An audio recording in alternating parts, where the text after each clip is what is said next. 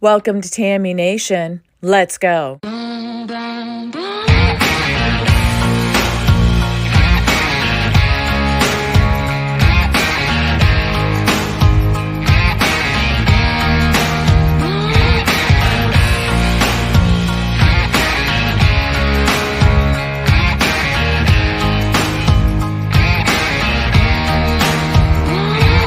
been running from 9 to 5, been biting my tongue for all this time. Won't let anyone cut me short.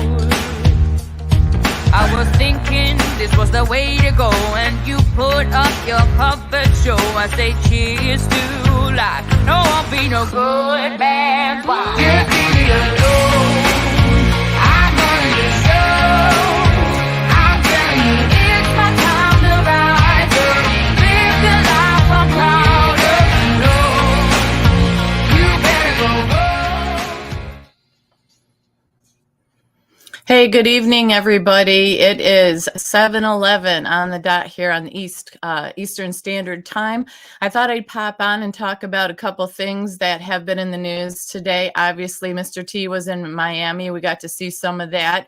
And then what happened at the White House Pride event. So I know Mr. T is set to be talking and giving a little speech tonight. It's 8:15 Eastern Standard Time from what's it called? Bedminster, from the golf course out that way, his little Trump place out that way. So he's going to be talking and giving a little speech tonight about 8:15. So I'm going to go ahead and cover this stuff so we can get off the internet to be able to go back on it to watch and see what he has to say if you care to see what he has to say.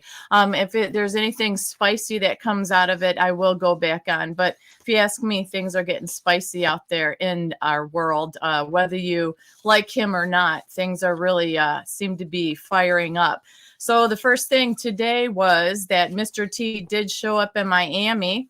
And he did plead no and not guilty to all 37 counts that were projected against him. And the interesting thing was outside, we saw a lot of people out there. The good news was everybody was respectful. They were there in support of Mr. T, in support of fairness and justice, to see what's going on and to try to just show support. And that's pretty amazing. There was no problems, no traumas, no burning of anything, no chaos, none of that stuff.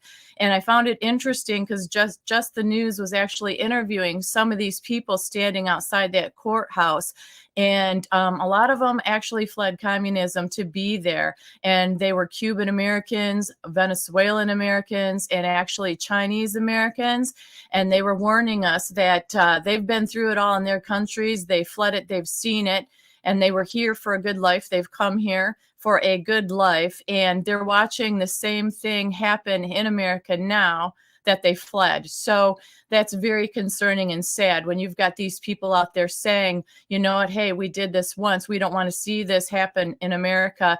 I think that we should pay a little bit of attention and get away from the one-sidedness, whether it's pro-T or against T or pro-Biden or against Biden. You just look at the policies that are in action and what's happening, and it doesn't matter who's at the helm. If it's that destructive and to the American citizens and everything else, those are the people that I think that we shouldn't vote for anymore, if you ask me. Hey, Kim Ellen, it's good to see you. Yeah, upside down world. That's what we're living in. But the people were outside the courthouse were very upbeat, like I said, supportive and respectful. It melts my heart to see that the unification of people in a calm, respectful manner. That's what America, the basis of America stands on, is having honor, having a little bit of sense of respectability and unifying for a certain cause and belief and fighting for justice the way we should. Hey, D-Dog, it's good to see you too. So, like I said, the actual counts against him, there were 37 of them. And actually, Christina Bobb, one of the Trump's attorneys, was saying that these counts were broke down into smaller pieces. So they have one major count, and they just tried to pick off that major account, break it into these small pieces over these classified documents that he wasn't supposed to have. So she broke it down pretty simply, and it's pretty easy to understand in the fact that it was a procedural hearing today, basically making sure that Donald Trump understood the charges levied against him and what his rights were. But she feels, and I agree, reading through some of this stuff, that the DOJ has some hurdles to jump regarding this case that they've put together, because really, for it to follow through, she said, first off, this case is mainly based on classified documents stating that Trump held onto these docs, that he wasn't entitled to hang on to them. However, what the big thing in the media is forgetting to say is he was actually authorized to hold on to these, because according to the 44 USC section 2203 alpha, the President Records Act, it says the president and only the president has the authority to determine what he obtains and what he returns as far as documents.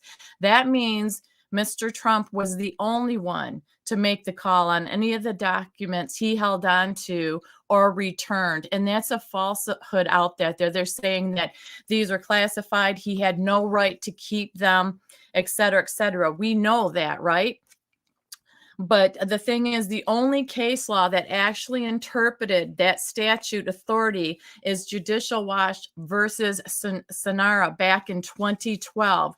It was in front of an Obama appointee judge, and they were trying to get Clinton and docs he obtained. And the court said no one at that time in 2012, when they went after Clinton, they said no one has the authority to tell the president what he has to turn over. So it was a firmly established back then that they didn't do it to him. So why are they doing it to Mr. T?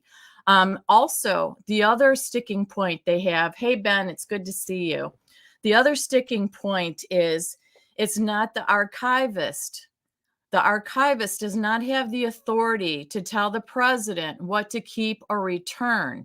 And this DOJ case is based on the archivist who reported to the DOJ, the Biden DOJ, stating Trump doesn't have the authority to keep the classified documents.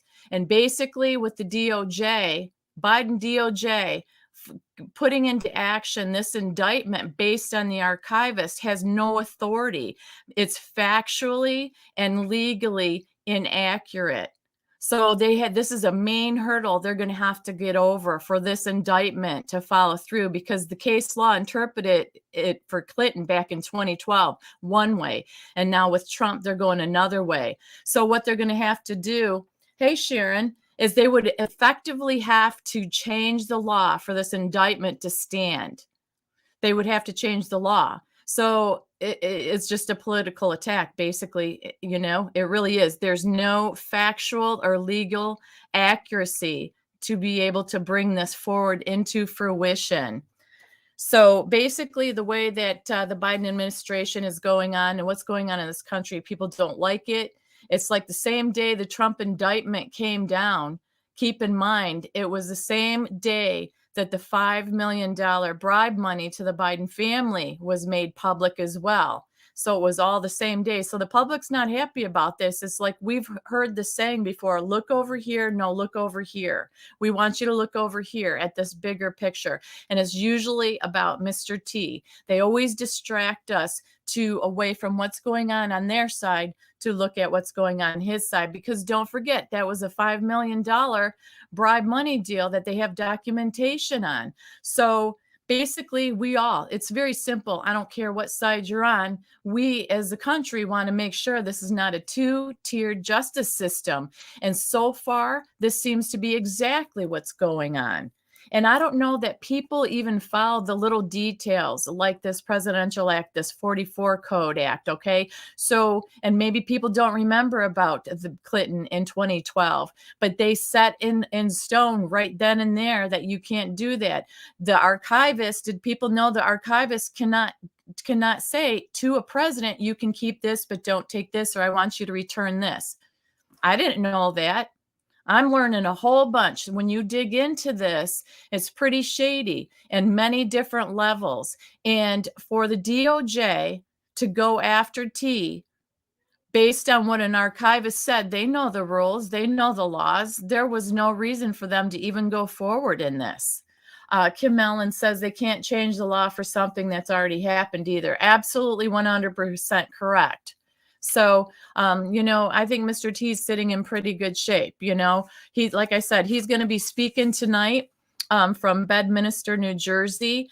And actually tomorrow's his birthday too. So let's see if anything special happens for his birthday. But hey, you're fighting the world one day and then you're celebrating your birthday the next day. And also something that happened today, I wonder if you guys caught this, while all eyes were on Trump and what was going on outside the Miami courthouse today. And we knew that not a lot was going to come out of it. Everybody was just hoping Mr. T would make a statement, or we'd see a little something. But you know what else happened today? Biden has supplied another $325 million to Ukraine for support. So while we were looking over here, watching what was going on in Miami, the Biden people supplied Ukraine with $325 more million. And this is horrifying to me.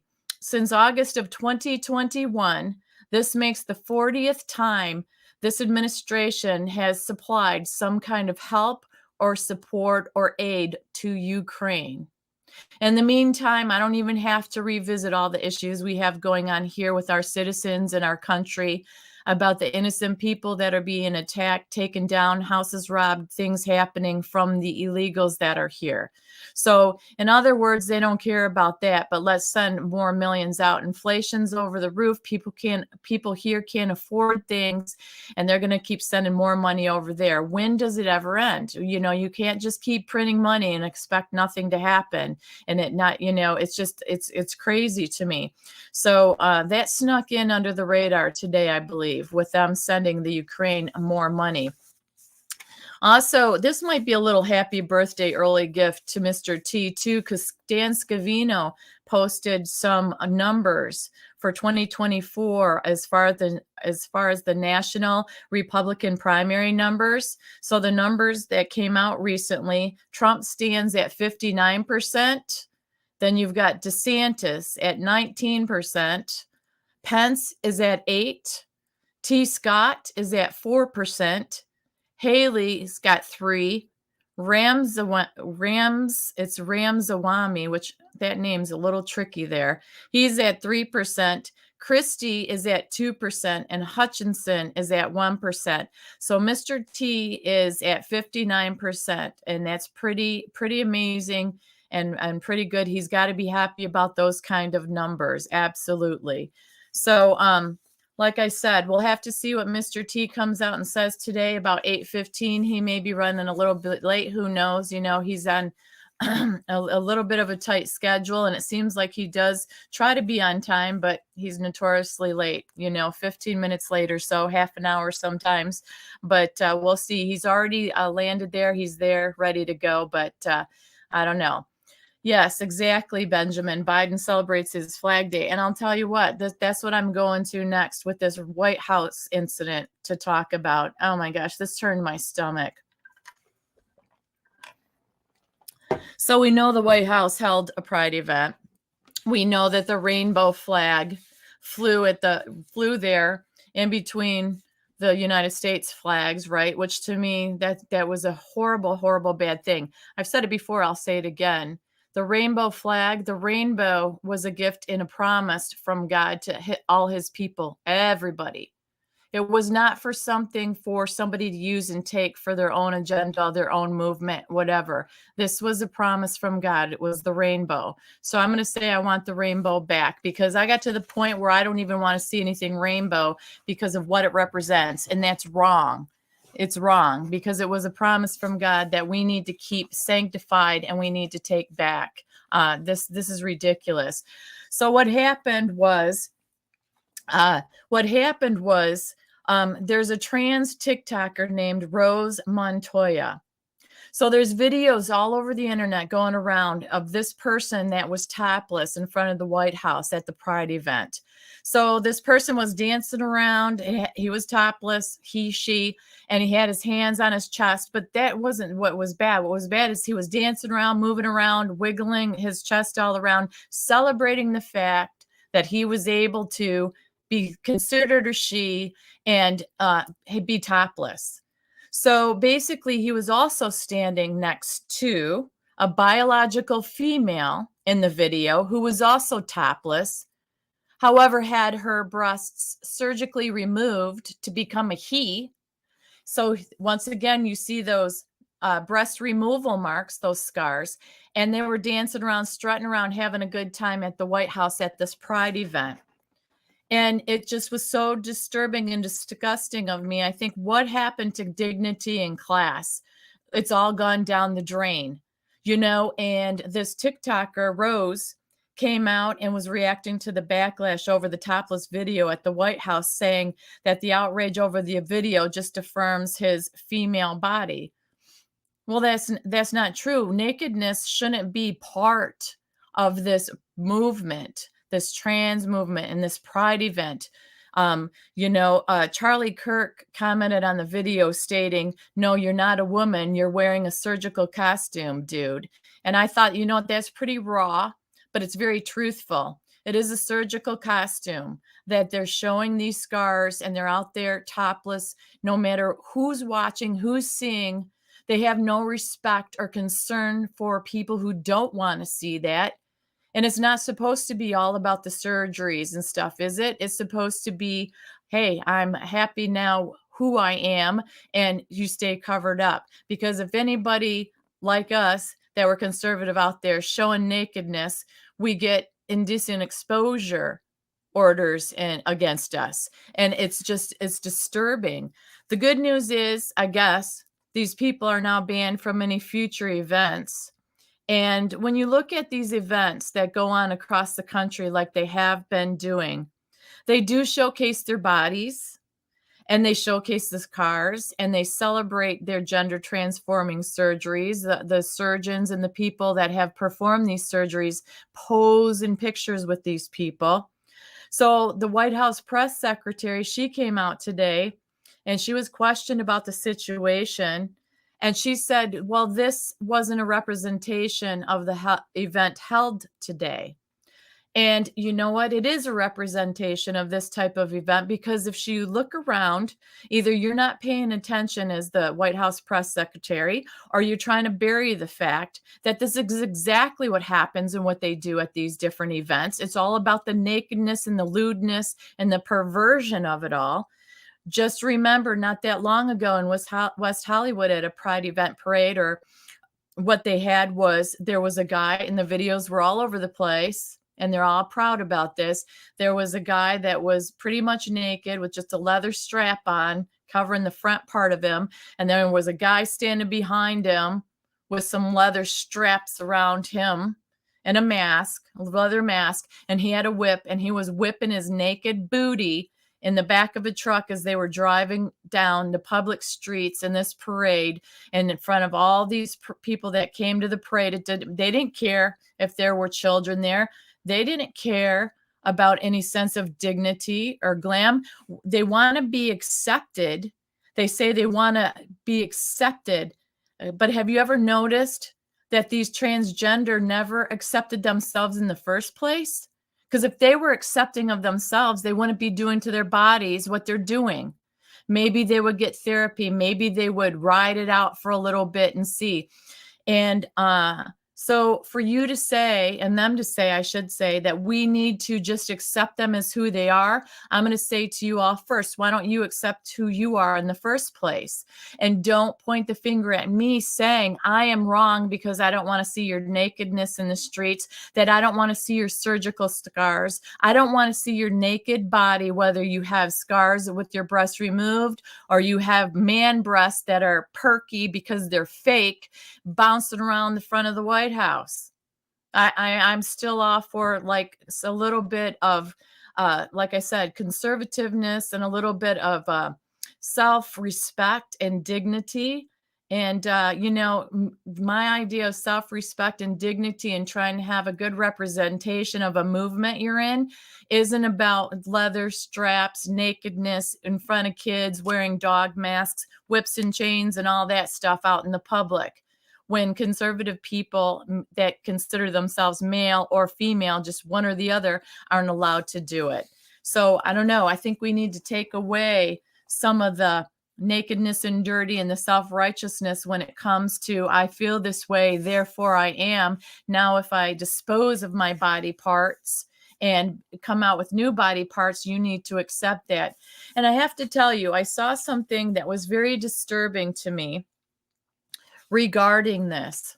There is a female that has transitioned to a male, and they had their breasts removed, and they actually had their breast given back to them. And in the process of this, they documented this on their social media. They showed their breasts in a bucket, like a Home Depot bucket, an orange bucket. And then they laid those breasts out on the ground, and they had a hole, like they were going to ceremonial bury their breasts in this hole in the dirt because they've become anew. And they felt a sense of freedom. First of all, is it even legal to bury human remains or human parts just anywhere? Are you allowed to do that? Second of all, to document that when children can be exposed to that and see that and not have any kind of restrictions on your social media page so that under 18s can't see it is wrong. And I thought, this is pure mutilation. This is pure evil. I've never seen anything so graphic and horrible in my life. And I thought, this is why these people need help. I'm not making fun of it. I'm not taking it lightly, but we need to help these people. And helping them is not allowing them to cut body parts off. And I'll say that probably till my last breath. I don't believe cutting yourself to pieces as a minor is going to make you feel good into adulthood. And I am very concerned about the visuals that these children are seeing out there that are conditioning them to not have any care for a body part that was cut off, that you just want to throw it in the dirt. I mean, tossing it away like a dog bone. It just, to me, it did something to my brain because I am not used to seeing anything like this. I don't understand it. I don't know that I should understand it, but I want to understand the person that is going through this and how do we help them? How do we have support programs before we take it to the knife? Even people who have cosmetic surgeries go through a lot of talking to and therapy before they take them to the knife. You look at these shows where people want to lose weight and they go to extreme measures where they have their stomach removed. And I forget the name of the doctor that is actually on. I used to watch them all the time. And these people who are traumatized because they want to lose weight so bad and they can't. And you follow their journey of all the food they eat. And then they go to this doctor and people say, oh, this doctor was mean because they have to lose a certain amount of weight in order for him to perform the stomach surgery. And he is blunt and he says, this is a matter of life and death for you. If you cannot control yourself to follow the program that I put you on so you can lose the weight, or lower your blood pressure, get your heart in better condition so I can perform the surgery that you need, then you're just going to die. You're going to eat yourself to death. Where's the sense of self-discipline and not wanting a pill or a knife to take care of the issue you may have? And these are extremes. I'm not saying everybody, but I'm saying that we need to, before we pop a pill, get to a knife, or it's accepted that we just cut ourselves to pieces when we don't know the long-term effects. We need to stop it. We need to help these people. And like I said, it's debauchery on the White House lawn. What happened to the White House? You don't even see this in other countries. In front of their, people wouldn't even do half the stuff they do here because they'd take them out over there in these other countries. It's like America is the place everybody wants to come. It's the American dream, and they want to live it out loud. But then the next thing you know, they don't treat America with the respect that she deserves. And I feel like we're going down the tank I feel like we're dissolving, and we're dissolving fast. When this kind of stuff is making like national news and stuff, and even though White House Press Secretary Karine said that this is not acceptable, but this isn't typical of these type of events, I think she needs to open her eyes and look around out there, because it sure in the heck is. Somebody like me who doesn't even look that hard can see that's what it's about. I'm not saying all, but I'm saying the majority of these events, the things that I've seen posted. And I do follow some pages that, are saying, hey, not all of us are this way. We stand against that. And so there are people out there that do not support all of this raunch and debauchery. And they're saying, we never wanted to be. And it's a lot of the lesbians and gays. And they say, we don't want to be part of this. You take us out of this. You're including this. And then what happens is the people that do not accept this movement for what it is and have any opinion about it, anything negative to say about it, or don't agree with it, they want to shun and push aside and call us all these horrible names and say we are not understanding and we are not accepting. And that is a bunch of crap.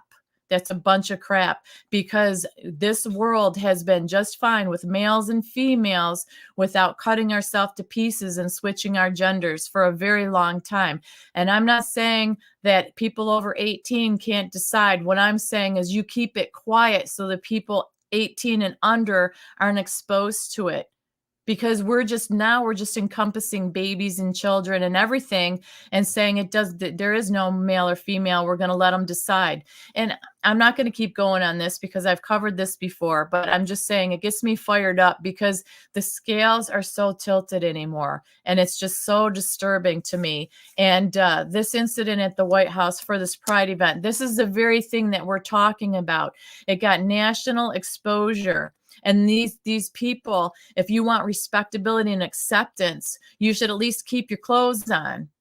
This was a big one-time event for you. And look what you did. You would think that you would have your ducks in a row and have some sense of respectability and sanity for people to take you seriously. Because how do you take you seriously when you behave that way at an event like that? When you don't show any respect for the White House, you don't show any respect for the event that you're at. You just want to flash everybody like it's no big deal. And it is a big deal. And it's wrong, and it's indecent, and it's not acceptable. And that's what I have to say on that. So that's all I wanted to bring you guys today, my little rant for the moment. But we'll see what Mr. T has to say and what happens as far as his opinion on all this. But I hope that I brought you a little bit of the information with the that I did with the indictment and what's wrong with it from the get-go and how it may not be able to stand, because that's some of the details that aren't widely out there. And, people seem to grasp on to headlines. And, I had said at one point a couple shows ago that one of the documents wasn't even classified, but all the media out there was saying it was classified, and it wasn't. It was declassified. So, we have to make sure that we dig deep to get to the truth. No matter what opinion you have, who you like, who you don't like, if you're looking for the truth and you're seeking the truth, that's all that we can hope for, and that's how we get this country back. Finding the truth, exposing the lies, and trying to get us back and have a safe and fair election, safe and fair people representing us, and also, having people in there that do what they say they're going to do. And that's how we get it back. It's one thing at a time, even though there seems to be a lot of things out there. You got to pick your poison, and then you got to go after it with a passion, and you can't give up. So anyways, thanks D-Dog. Thanks, Benjamin. Thank you, everybody. Kim Ellen for being in here. I will catch you guys on the next one. In the meantime, have a great rest of your evening. And I'm looking forward to see what Mr. T has to say. So until then, I will see you on the next one, you guys. Bye-bye.